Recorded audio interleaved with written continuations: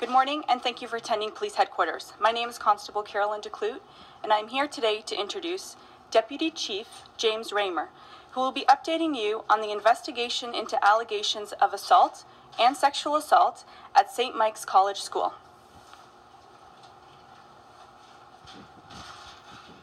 Good morning, everyone, and thank you for coming today. Before I turn the podium over to Inspector Sinopoli, who oversees our sex crimes unit and will provide you a more thorough investigative update, I just wanted to make a few comments. The primary focus of our investigation has been and continues to be in the best interest of the victims and the criminal allegations that have surfaced. This morning, 5 individuals turned themselves into police, and 1 individual was arrested on his way to school. All are young offenders. I want to take this opportunity to thank those who have come forward and have spoken to investigators. And I want to thank the officers and investigators who have stayed focused on the evidence and have acted, again, in the best interest of the victims. Particularly, I want to mention the members of the Child and Youth Advocacy Center. They have been the lead investigators in all of these occurrences with the support of our partner agencies at the CYAC, and have moved this investigation to where we are today. This is going to be a complex investigation. We will continue to follow the evidence and lay additional charges if they are appropriate. And I'll now turn it over to Inspector Sinopoli.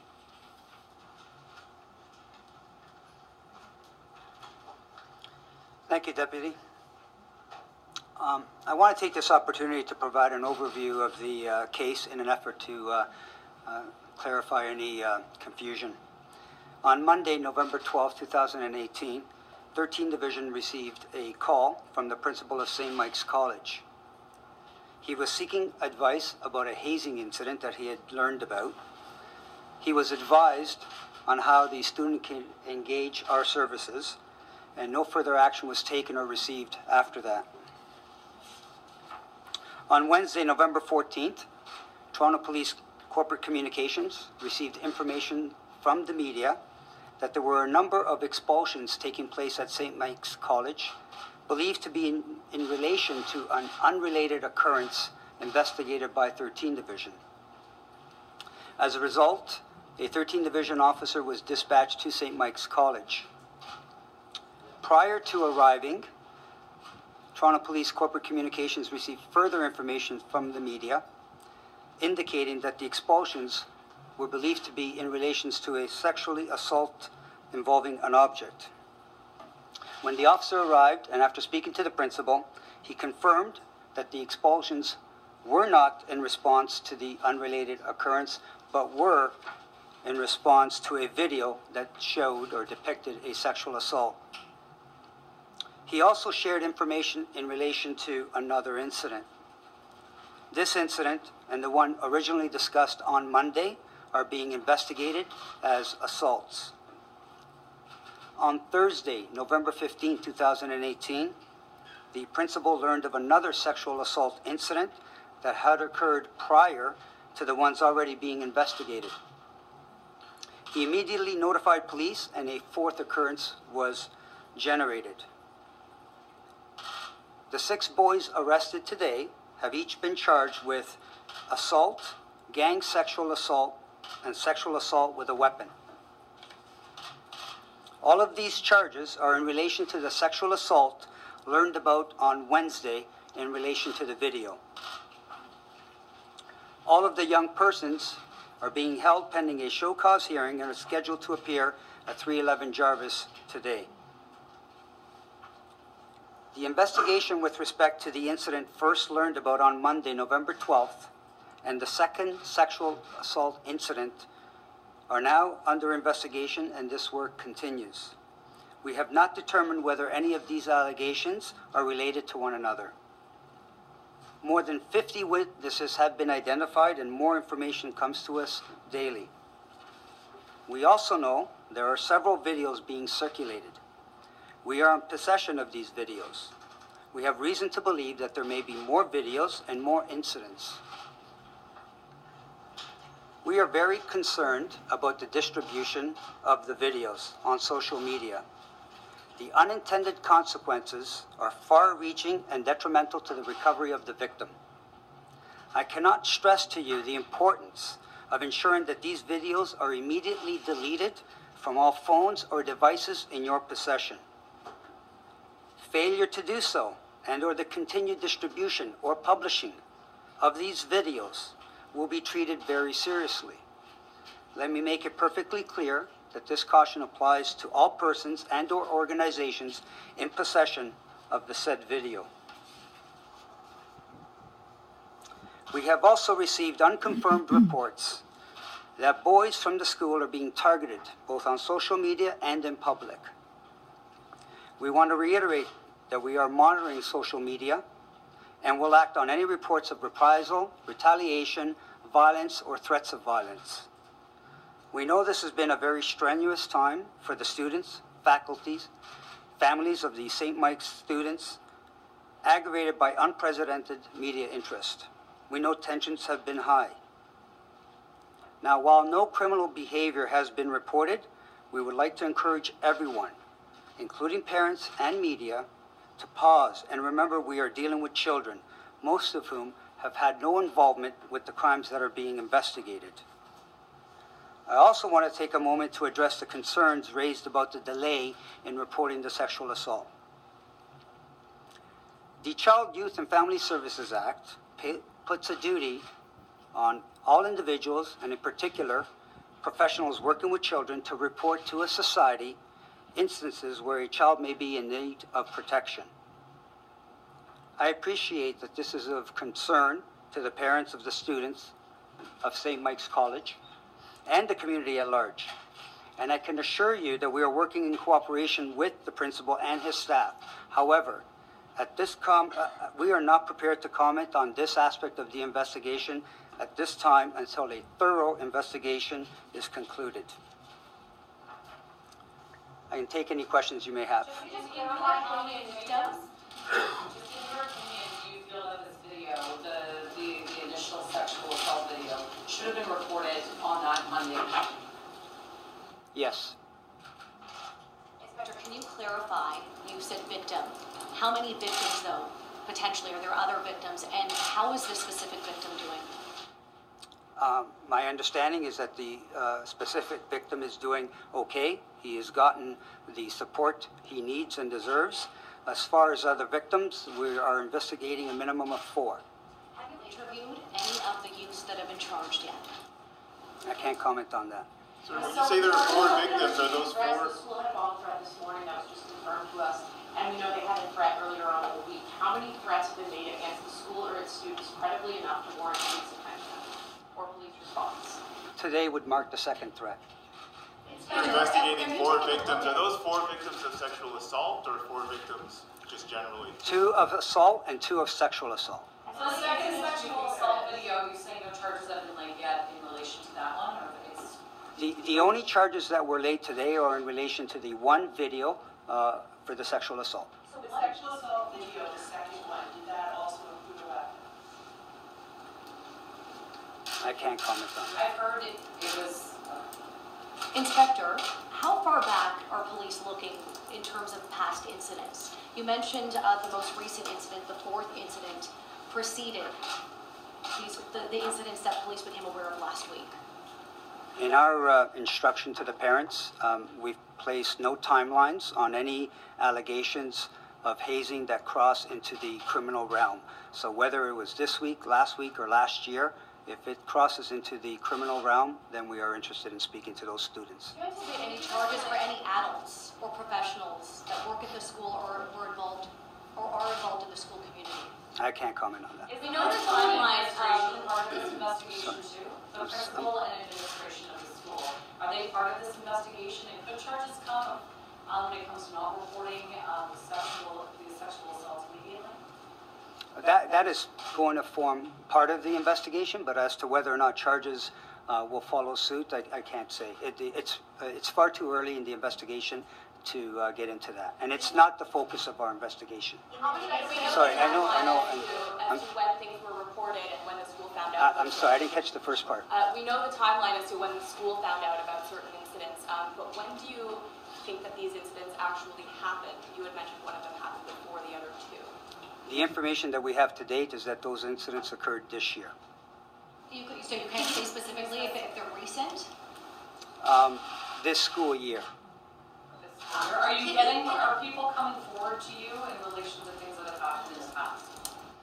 I'd really rather not comment on that. I want to give an opportunity to all students, all the boys at St. Mike's that feel they've either been victimized and or have witnessed an incident to come forward. Can you give us an idea? Can you give me two, so I'm not understanding the four remaining incidents? Two of them are being investigated as assaults, two of them as sexual assaults. Yes, however, the one sexual assault we've already laid charges for in relation to So you're today. counting that in the four. Yes, so realistically, we have two sexual assaults, allegations of two sexual assaults, two assaults, and one of those sexual assaults charges were laid in relation to that one today. What is the victim? Individuals who were involved in both sexual assaults? I can't say. Sorry, the same victim in all four instances, just to clarify? No. Just the charges today are, we're talking about one victim. Correct.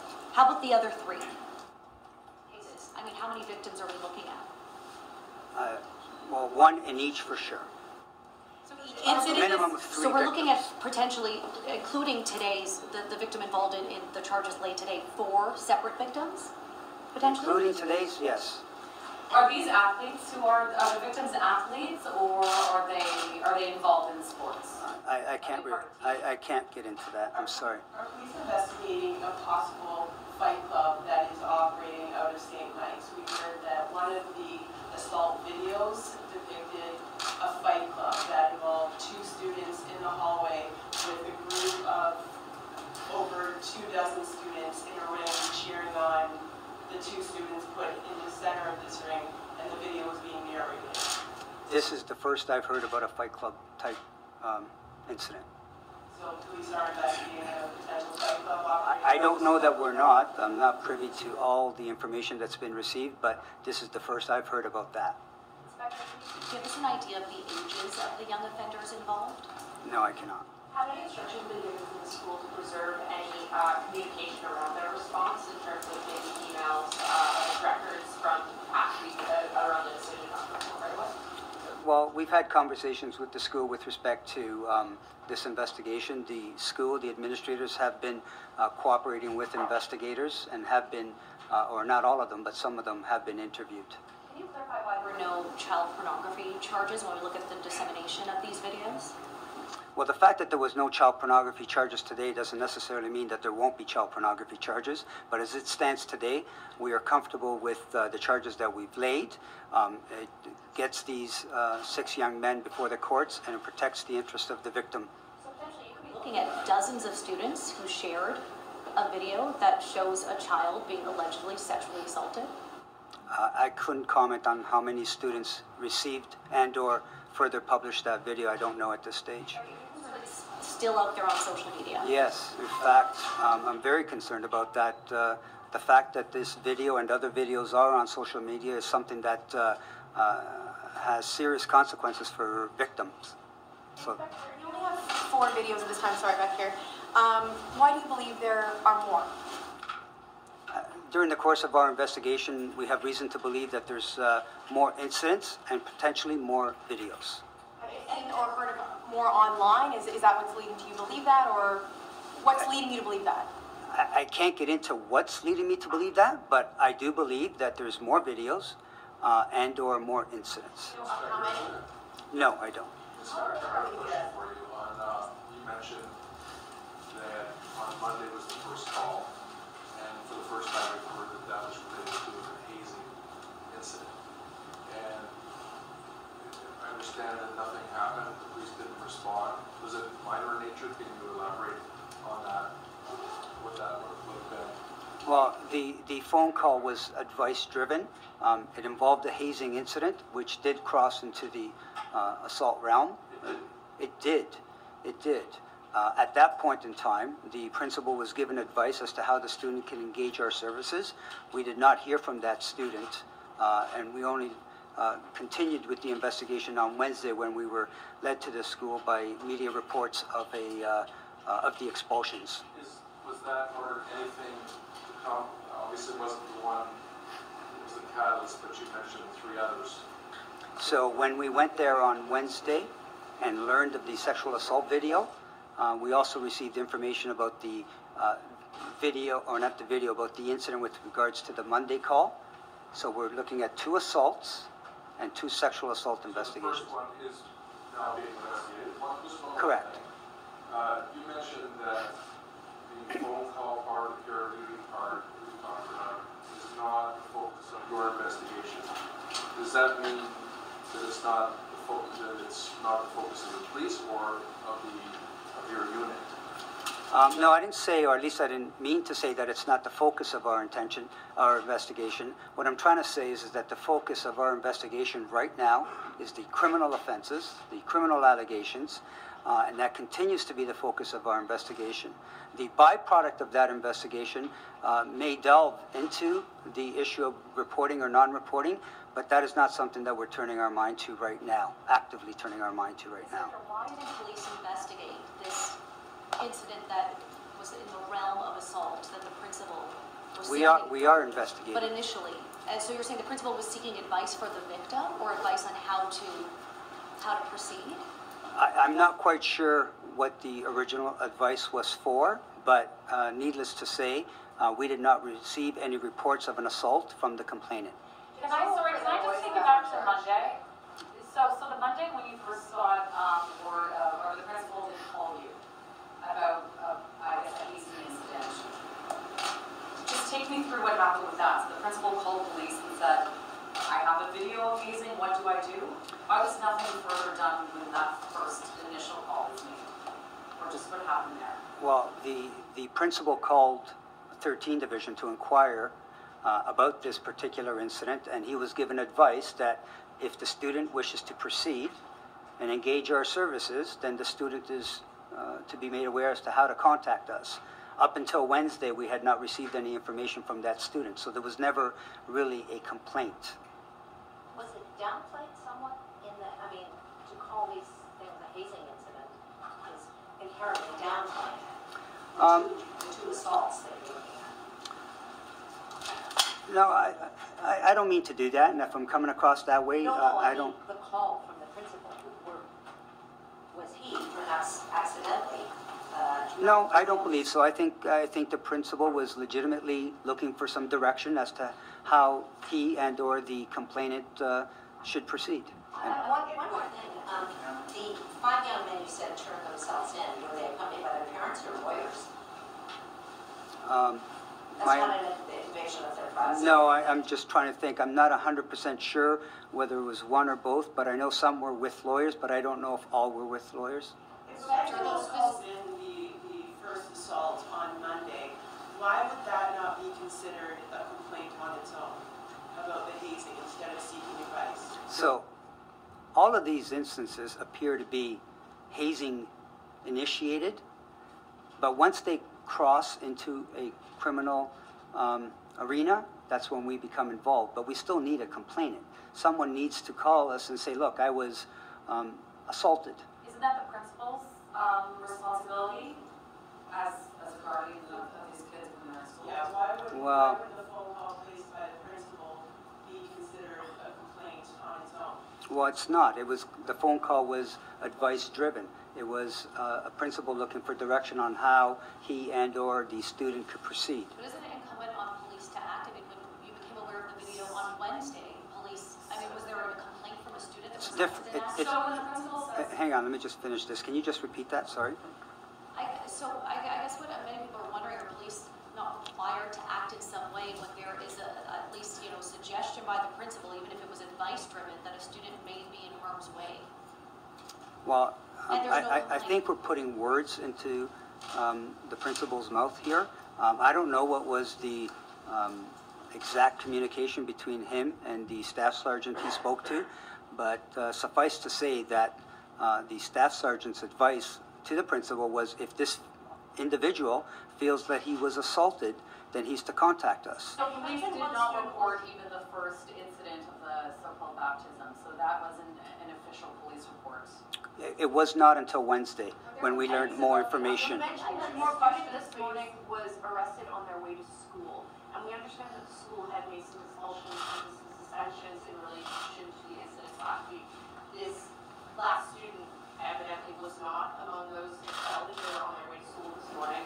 Out of the students who were arrested, how many of them were still attending the school at the time that the school was open or wherever? I don't have that answer for you. I don't know. And one follow-up question here. Has your investigation been complicated by mechanisms like Snapchat where a video can be shared and deleted? What do you mean by complicated? Has it made it more difficult to investigate the sharing of the video when it's something where the video can be shared and then 30 seconds later be essentially gone? Well, I think, yes. I mean, and realistically, any investigation would be hampered by social media. It's very difficult. I mean, although there's a digital footprint, it's at times difficult to follow that digital footprint. Just to clarify on that question, you can't say out of the 8 students expelled and 1 suspended, are those 6 that were charged today included in that group? The reason why I can't say is because I don't know. I simply don't know. I know for certain that one of those kids was not one of the expelled kids because he was en route to school. But as to the other 5, as to whether or not they were of the 8 expulsions, I don't know. Having been to something like this, have you ever seen Sorry, those are all the anything like questions. this in the private deputy world? No, definitely. Okay, well, That concludes today's conference. Thank you for attending.